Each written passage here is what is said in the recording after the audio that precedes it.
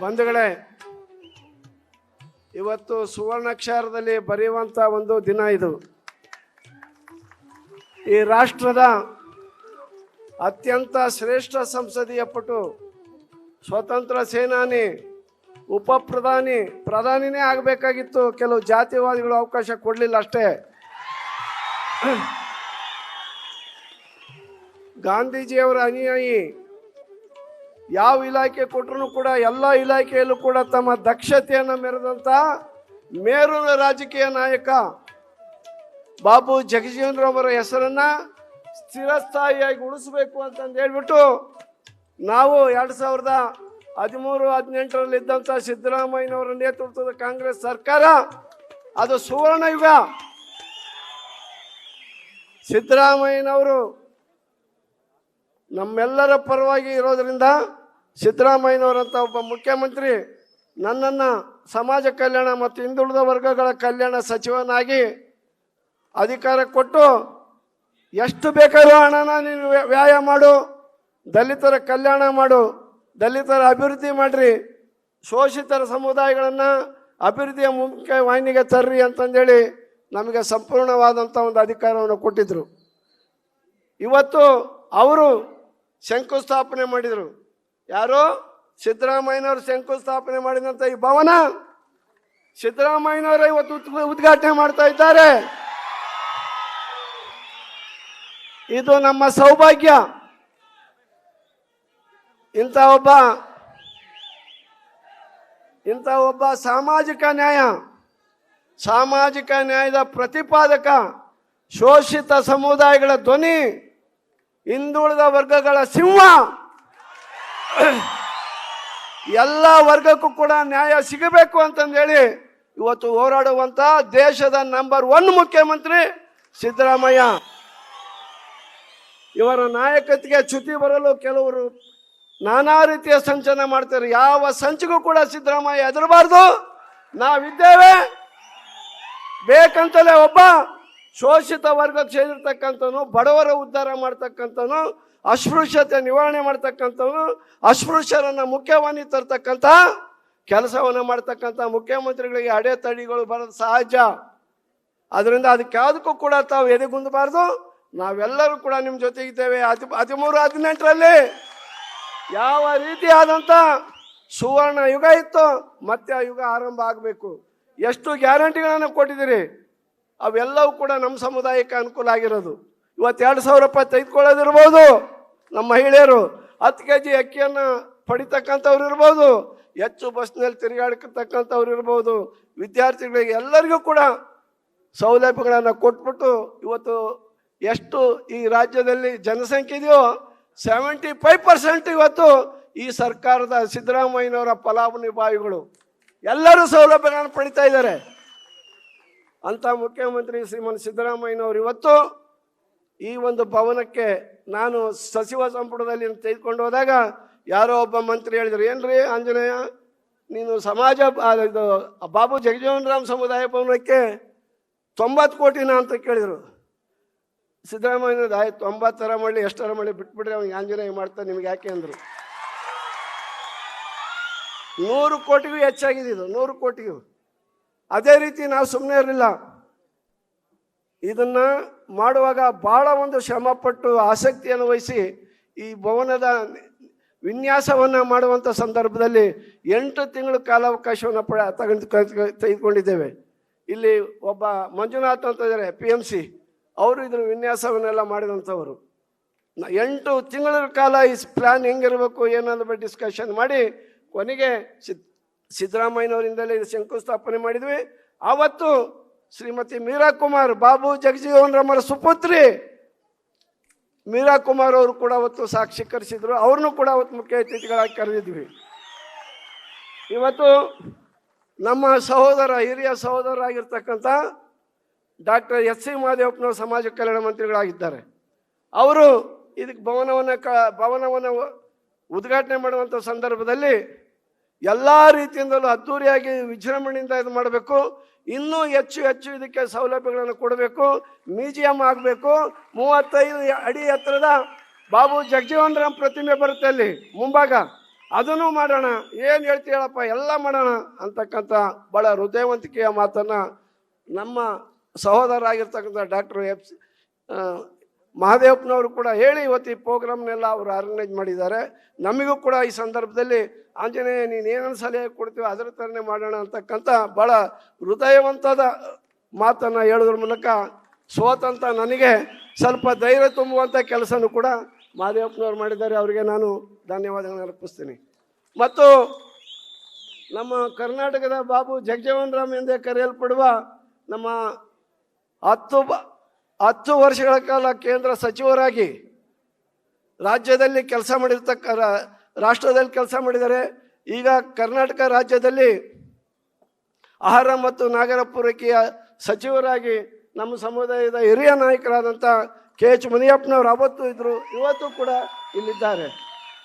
ಅದೇ ರೀತಿ ಮತ್ತೊಬ್ಬ ನಮ್ಮ ಸಹೋದರ RB ತಿಮ್ಮಾಪುರವರು ಅಬಕಾರಿ ಸಚಿವರು ಇದ್ದಾರೆ. ಅವರು ಕೂಡ ಹೋದ ಸರಿ ಮಂತ್ರಿಗಳಿದ್ರು. ಈ ಶಂಕುಸ್ಥಾಪನೆ ಮಾಡತಕ್ಕಂಥ ಸಂದರ್ಭದಲ್ಲಿ ಅವರು ಕೂಡ ಈ ಕಾರ್ಯಕ್ರಮದಲ್ಲಿ ಉಪಸ್ಥಿತರಿದ್ದಾರೆ. ಭಾಳ ಹೆಚ್ಚಾಗಿ ಇವತ್ತು ನಾವು ನೆನೆಯಬೇಕಾಗಿದ್ದು ಇಲ್ಲಿ ಕಾರ್ಯಕ್ರಮಕ್ಕೆ ನಮ್ಮ ಉಪಸಭಾಪತಿಗಳಾದಂಥ ಬಸವರಾಜ್ ಹೊರಟ್ಟಿ ಅವರು ಬಂದಿದ್ದಾರೆ. ನಿಜಕ್ಕೂ ಕೂಡ ನಾವು ಅವ್ರಿಗೆ ವಿಶೇಷವಾದಂಥ ಧನ್ಯವಾದಗಳನ್ನು ಅರ್ಪಿಸಬೇಕು.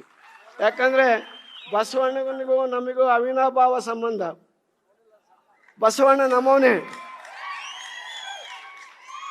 ಅದರಿಂದ ಅವ್ರು ಬಂದಿರೋದು ನಮಗೆ ಭಾಳ ಸಂತೋಷವನ್ನು ಉಂಟು ಮಾಡಿದೆ. ಅದೇ ರೀತಿ ನಮ್ಮ ಶಾಸಕರು ಬಸವಂತಪ್ಪ ಅವರು ಕೂಡ ಆವಾಗ ಕಾರ್ಯಕರ್ತನಾಗಿ ಬಂದಿದ್ದ, ಇವತ್ತು ಶಾಸಕನಾಗಿ ಇಲ್ಲಿ ಬಂದಿದ್ದಾರೆ. ನಮ್ಮ ಚಂದ್ರಪ್ಪ ಅವತ್ತು MP ಆಗಿ ಬಂದಿದ್ದರು, ಈಗ ಮಾಜಿಯಾಗಿ ಅವರು ಕೂಡ ಭಾಗವಹಿಸಿದ್ದಾರೆ. ನಮ್ಮ ತಿಮ್ಮಯ್ಯನವರು ಅವತ್ತು ಕಾಂಗ್ರೆಸ್ಸಿನ ಲೀಡರ್ ಆಗಿ ಬಂದಿದ್ದರು, ಇವತ್ತು ಅವರು ಶಾಸಕರಾಗಿ ಉಪಸ್ಥಿತರಿದ್ದಾರೆ. ಅದೇ ರೀತಿ ನಮ್ಮ ನೆಲಮಂಗಲದ ಶ್ರೀನಿವಾಸ್ ನಮ್ಮ ಯುವ ನಾಯಕ ಇವತ್ತು ನೆಲಮಂಗಲ ಶಾಸಕರು, ಅವರು ಕೂಡ ಉಪಸ್ಥಿತರಿದ್ದಾರೆ. ಎಲ್ಲದಕ್ಕಿಂತ ಹೆಚ್ಚಾಗಿ ಮುಂಚಿನಿಂದಲೂ ಕೂಡ ನಮ್ಮ ಸಮುದಾಯದ ಬಗ್ಗೆ ಭಾಳ ಅತ್ಯಂತ ಕಳಕಳಿಯನ್ನು ಹೊಂದಿರತಕ್ಕಂಥ ಮುಖ್ಯಮಂತ್ರಿಗಳ ಸಲಹೆಗಾರರಾಗಿರ್ತಕ್ಕಂಥ ಶ್ರೀಮಂತ್ ನಜೀರ್ ಅಹಮದ್ ನಮ್ಮ ಜನಾಂಗದ ಬಗ್ಗೆ ಭಾಳ ವಿಶೇಷವಾದಂಥ ಗೌರವ, ಅವರು ಕೂಡ ಇಲ್ಲಿದ್ದಾರೆ. ಮತ್ತು ನಮ್ಮ ಬಂಜಾರ ಸಮುದಾಯದ ನಾಯಕ ಮತ್ತು ವಿಧಾನ ಪರಿಷತ್ತಿನ ಸದಸ್ಯರಾದ ಪ್ರಕಾಶ್ ರಾಠೋಡ್ ಅವರು ಕೂಡ ಇಲ್ಲಿದ್ದಾರೆ. ಮತ್ತು ಈ ಕಾರ್ಯಕ್ರಮದಲ್ಲಿ ನಾನು ನೆನಲೇಬೇಕಾದಂಥವರು ಯಾರ್ಯಾರು ಅಂತಂದು ಹೇಳಿದರೆ, ವೆಂಕಟಯ್ಯನವರು ರಿಟೈರ್ಡ್ IAS ಆಫೀಸರು, ನಮ್ಮ SCPTSP ನೋಡಲ್ ಏಜೆನ್ಸಿಗೆ ಸಲಹೆಗಾರರಾಗಿರ್ತಕ್ಕಂಥ ವೆಂಕಟಯ್ಯನವರು ಕೂಡ ಇಲ್ಲಿದ್ದಾರೆ. ಮತ್ತು ಈ ಕಾರ್ಯಕ್ರಮದಲ್ಲಿ ಭಾಳ ವಿಶೇಷವಾದಂಥ ಆಸಕ್ತಿಯನ್ನು ವಹಿಸಿ ದುಡಿದಿರ್ತಕ್ಕಂಥ ನಮ್ಮ ಸಮಾಜ ಕಲ್ಯಾಣ ಇಲಾಖೆಯ ಪ್ರಿನ್ಸಿಪಲ್ ಸೆಕ್ರೆಟರಿಗಳಾದಂಥ ಮಣಿವಣ್ಣನರವರು ಮತ್ತು ನಮ್ಮ ಶ್ರೀನಿವಾಸ್ ಪ್ರಸಾದ್ ಅವರ ಅಳಿಯ ನಮ್ಮ ಸಹೋದರ ಈ ರಾಕೇಶ್ ಕುಮಾರ್ ಅವರು ಕಮಿಷನರ್ಗೆ ಅವರು ಕೂಡ ಭಾಳ ವರ್ಷ ಕೆಲಸ ಮಾಡಿದ್ದಾರೆ. ಚಂದ್ರ ನಾಯ್ಕ್ ಅಂತಕ್ಕಂಥ ಒಬ್ಬ ಇಲ್ಲಿ ಇದರ ಇನ್ಚಾರ್ಜು, ಈ ಕಟ್ಟಡ ಕಟ್ಟುವಾಗಲೂ ಕೂಡ ಅವರು ನಮ್ಮ ಜೊತೆಗಿದ್ದರು, ಅವರು ಕೂಡ ಇಲ್ಲಿ ಉಪಸ್ಥಿತರು. ಭಾಳಷ್ಟು ಜನ ಉಪಸ್ಥಿತರಿರ್ತಕ್ಕಂಥ ಎಲ್ಲ ಅಧಿಕಾರಿಗಳೇ. ಅದಕ್ಕಿಂತ ಹೆಚ್ಚಾಗಿ ಈ ಕಾರ್ಯಕ್ರಮವನ್ನು ಸಾಕ್ಷೀಕರಿಸಲು ಕಣ್ತುಂಬಿಸಿಕೊಳ್ಳಲು ಬಂದಿರತಕ್ಕಂಥ ನಿಮ್ಮೆಲ್ಲರಿಗೂ ನಾನು ಮೊದಲು ಹೃತ್ಪೂರ್ವಕವಾದಂಥ ಧನ್ಯವಾದಗಳನ್ನು ಅರ್ಪಿಸ್ತೀನಿ. ಬಂಧುಗಳೇ, ಈ ಭವನವನ್ನು ಕಟ್ಟುವಂಥ ಸಂದರ್ಭದಲ್ಲಿ ನಾನು 2 ದಿನಗಳ ಕಾಲ ಇಲ್ಲೇ ಮಲಗಿದ್ದೆ. ಈ ಜಾಗನ ಸ್ವಚ್ಛಗೊಳಿಸ್ಬೇಕಾಗಿತ್ತು. ಒಂದು ದಿನ ನಾನು ಸಿದ್ಧಲಿಂಗಯ್ಯನವರು ಅವರೆಲ್ಲರೂ ಕೂಡ ಇಲ್ಲಿ ಭಿಕ್ಷುಕರ ಕೇಂದ್ರ ಇದು, ಅವ್ರ ಜೊತೆಗೆ ಊಟ ಮಾಡಿದ್ವಿ. ರಾತ್ರಿ ನಾನು ಇಲ್ಲೇ ಮಲಗಿದೆ. ಮಧ್ಯರಾತ್ರಿಯಲ್ಲಿ ಇದನ್ನೆಲ್ಲ ಸ್ವಚ್ಛಗೊಳಿಸಿದ್ದು ನಾವೆಲ್ಲ, ಚಂದ್ರನಾಯಕ ನಾವೆಲ್ಲರೂ ಕೂಡ 2 ದಿನಗಳ ಕಾಲ. ಈ 5 ಎಕರೆ ಎಲ್ಲ ಇದು 5 ಎಕರೆ ಜಾಗ ಇರೋದು ಅಧಿಕೃತವಾಗಿ 8 ಎಕರೆ ಪ್ರದೇಶದಲ್ಲಿ ಇವತ್ತು ಈ ಭವ್ಯವಾದ ಭವನ ನಿರ್ಮಾಣ ಆಗಿದೆ. ಅವತ್ತಿದ್ದು ಒಂದು ಈ ಭವನ ಮತ್ತು ಈ ಭವನಕ್ಕೆ ಅಟ್ಯಾಚ್ ಆಗಿ ಮತ್ತೊಂದು ಕಟ್ಟಡ ಇದೆ ಸರ್. ಸಿದ್ದರಾಮಯ್ಯ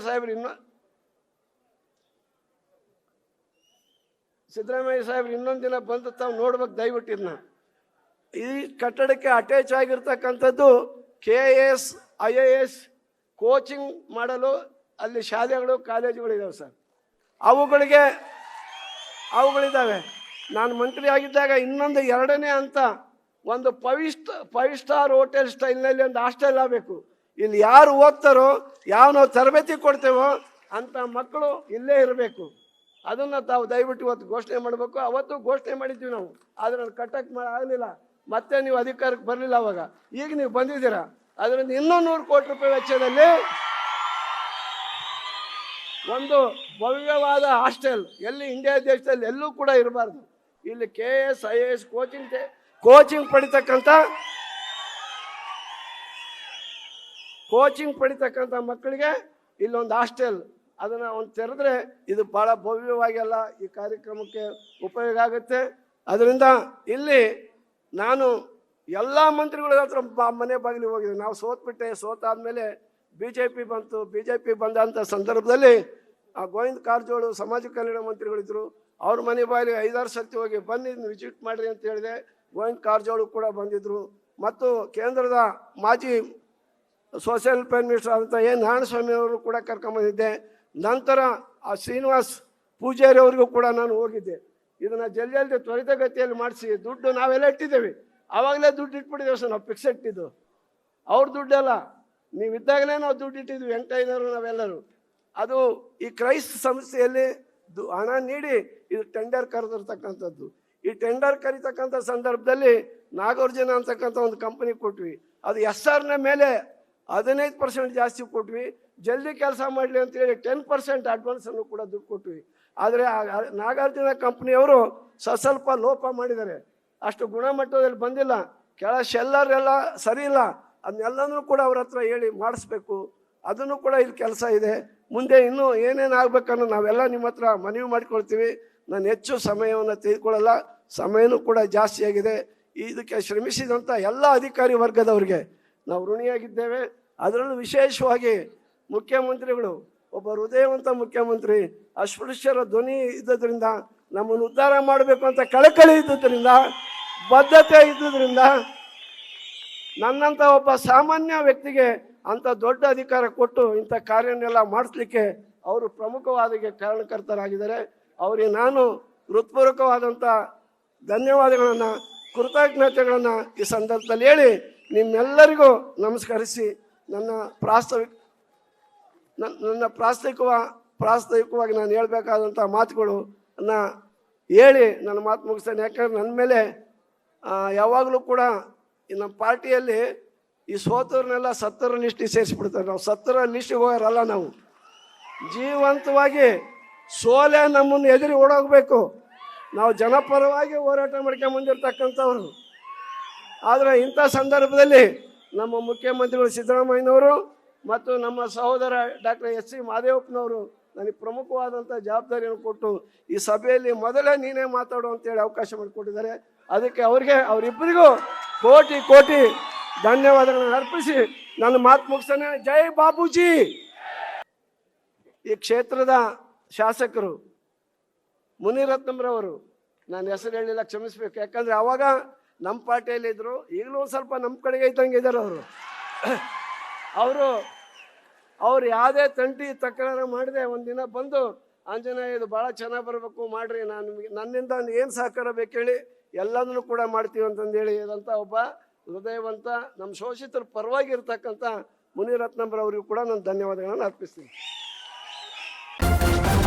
ನ್ಯೂಸ್ ಫಸ್ಟ್, ನಿರ್ಭೀತಿಯಿಂದ ನಿಮ್ಮ ಪರವಾಗಿ.